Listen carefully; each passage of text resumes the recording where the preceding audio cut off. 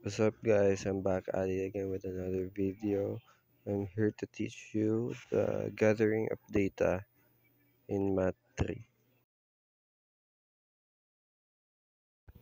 Gathering of data is a process of obtaining quantitative or numerical measurements.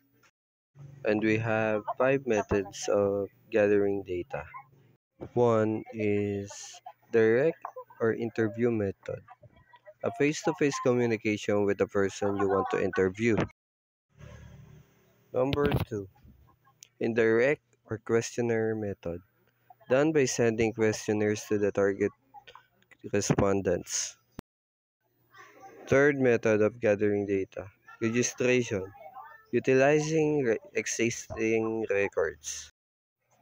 Number 4, observation, can be done directly or indirectly.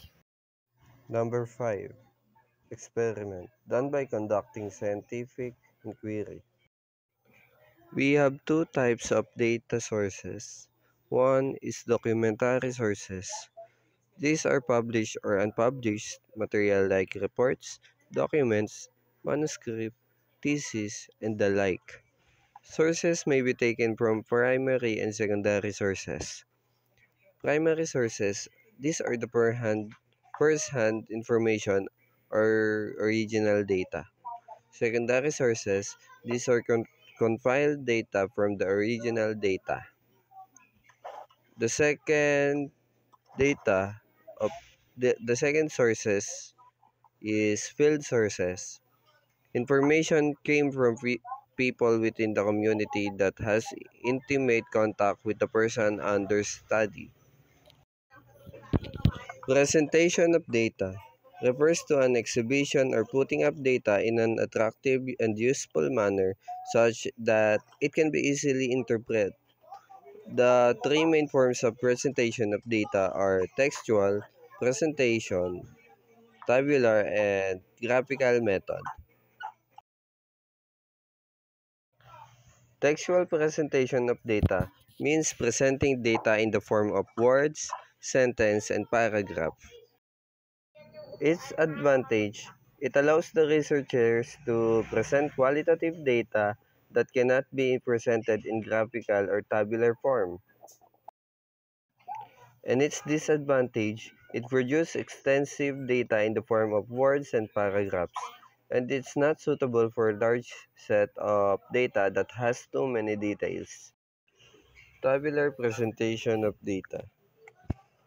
It is a systematic and logical arrangement of data in the form of rows, columns, with respect to the characteristics of data. It is one of the most popular used form of presentation of data, as data tables are simple to prepare and read. The advantages of tabular presentation of data: when you wish to show how a single category of information varies when measured in different points in time or space. Example, how the category enrollment varies by college. One of the advantages are when the precise value is crucial of your argument and a graph would not convey any of the same level of precision.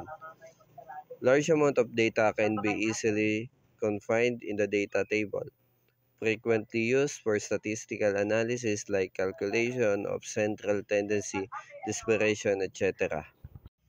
One of the disadvantages of tabular presentation of data, it does not provide detailed view of the data which is provided under textual presentation of data. Graphical presentation of data is a visual display of data depending on the nature of the data and the nature of the statistical results. Graphs are good for means of describing, exploring, and summarizing numerical data because the use of the visual image can simplify connection, information, and help to highlight patterns and trends in the data. Disadvantages: graphic makes data easy to understand. eliminate language and literacy barriers. Visuals are more effective than text in human understandings. Bar graph. Most commonly used types of graph are used to display and compare the numbers, frequency, or other measurements for different discrete categories or groups.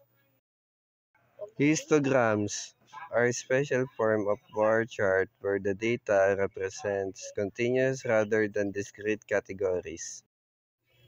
Pie charts. Pie charts are a visual way of display how the total data are distributed between different categories. This graph is appropriate for nominal data or data that are classed into different categories. Line graphs. Line graphs are usually used in show time series data. This is how one or more variables vary over a continuous period of time. This kind of graph is particularly useful for identifying patterns and trends in data. Pictographs. Pictograph uses image to represent a certain number of items. Analysis of data. Method in which data is collected and organized so that one can derive helpful and relevant information from it. In other words, the main purpose of data analysis is to look at what the data is trying to tell us. Interpretation of data. This refers to the implementation of process through which data is reviewed from the purpose of arriving at an informed conclusion, making generalization from the analyzed data. That's all guys. Thank you for watching.